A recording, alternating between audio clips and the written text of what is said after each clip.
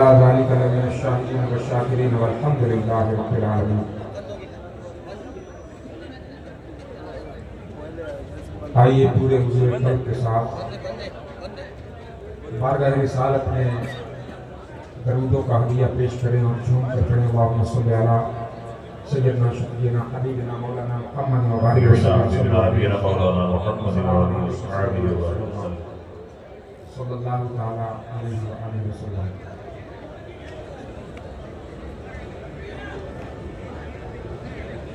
رحمت دا دریا الہی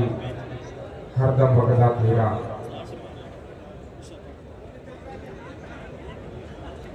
ہندوستان کے ایک بارڈر سے دوسرے بارڈر تک ایک طویل مسافت کو طے کرنے کے بعد، یعنی کہ پنجاب فاضل کا بارڈر سے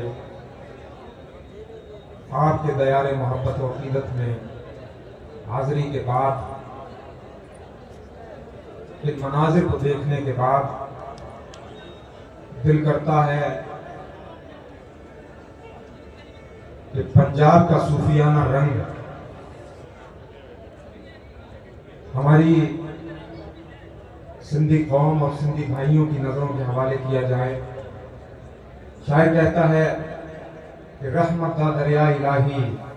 ہر دم وگدا تیرا، جے ہک قطرہ بخشے مینوں کم بڑھ جاوے میرا۔ میں کی منگاں تے کس چیز تے منگاں، کی میرے کو میرا، جے تو بن منگیاں دے چھڑے مولا کی جاندا ہے تیرا۔ اور سارے کہندے مولا تیرا تیرا، تے میں بھی آکھاں تیرا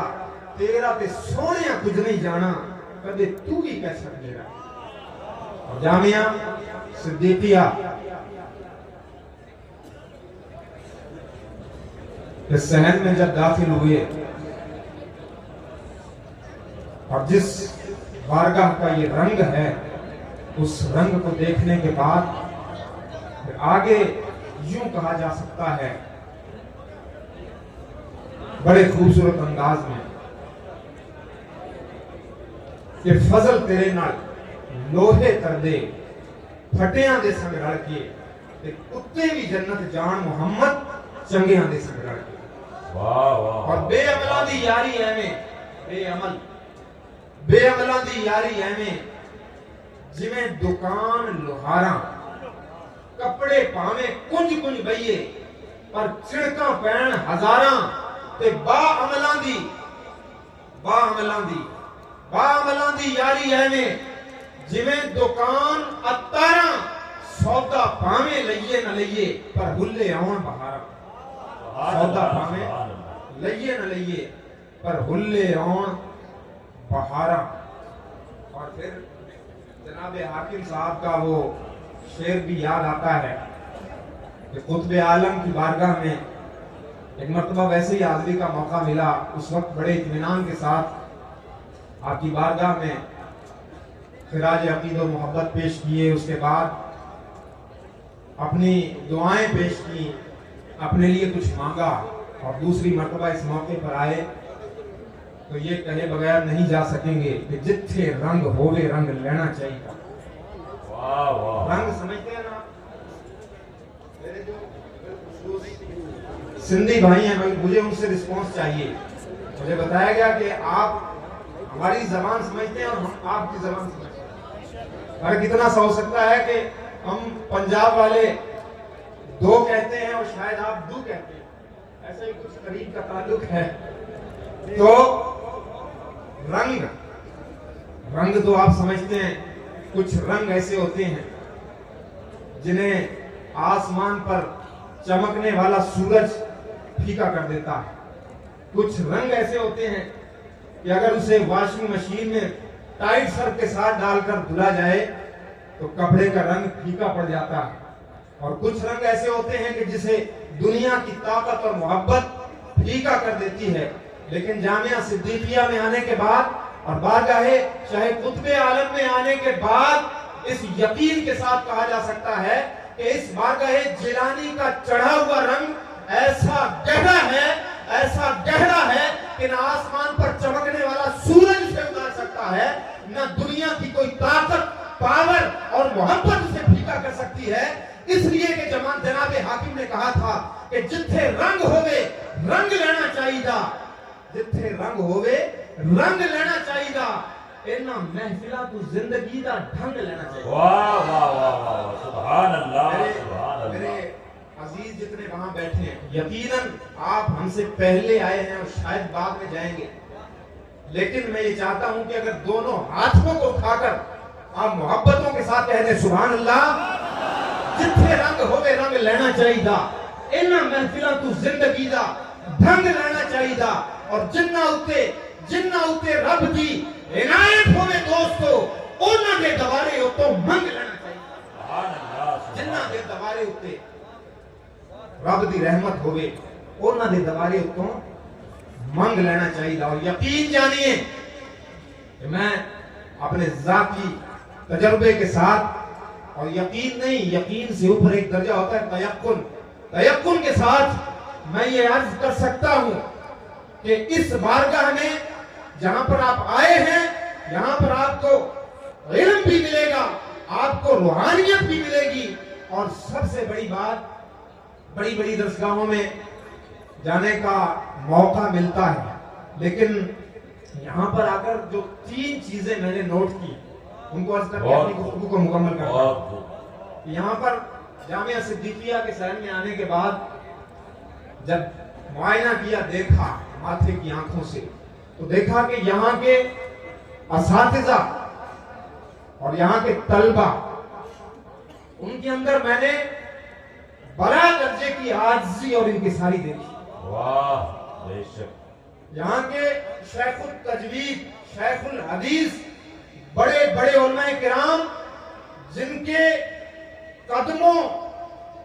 سے لگنے والی دھول کو بھی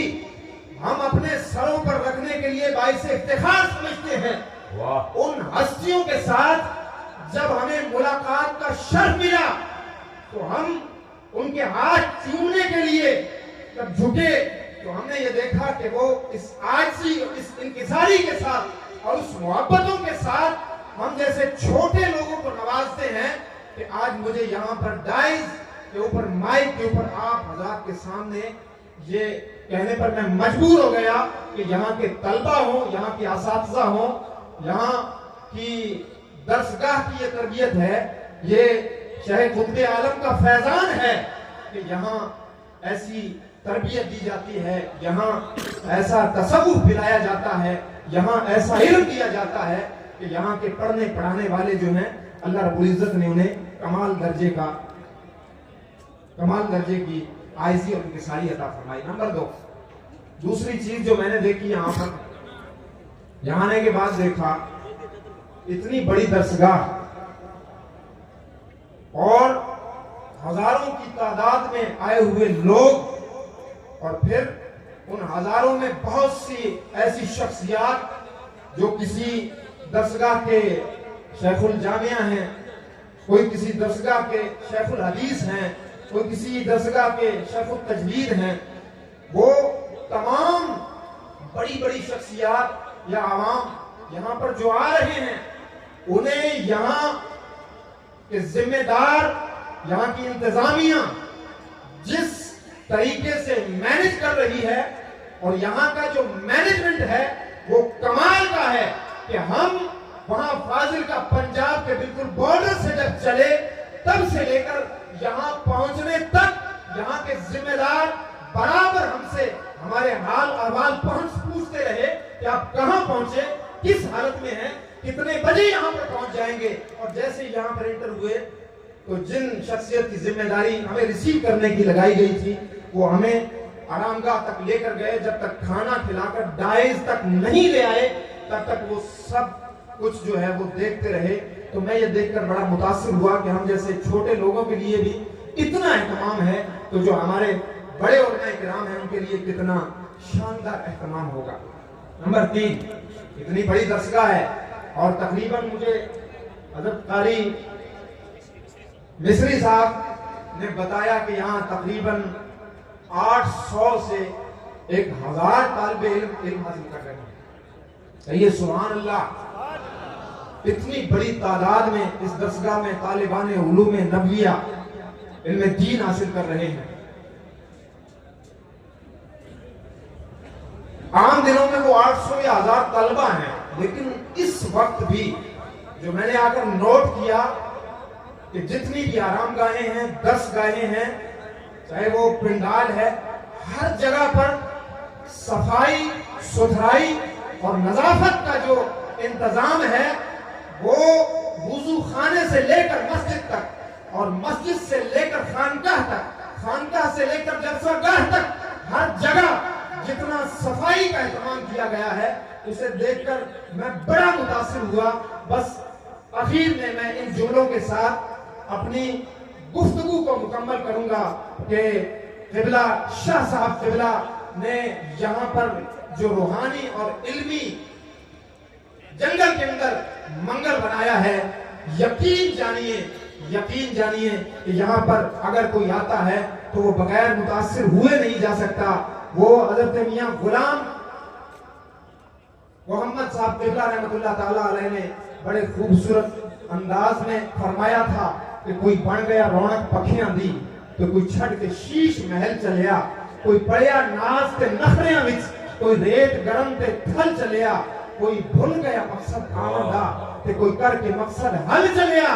ایتھے ہر کوئی فرید مسافر ہے، کوئی اج چلیا کوئی کل چلیا. انہی الفاظ کے ساتھ میں اپنی گفتگو کو مکمل کرتا ہوں. اللہ رب العزت کی بارگاہ میں دعا ہے کہ مولا تعالیٰ مجھے بھی اور آپ کو بھی بیان کردہ تمامی باتوں پر عمل کی توفیق عطا فرمائے. السلام علیکم ورحمۃ اللہ. وعلیکم السلام.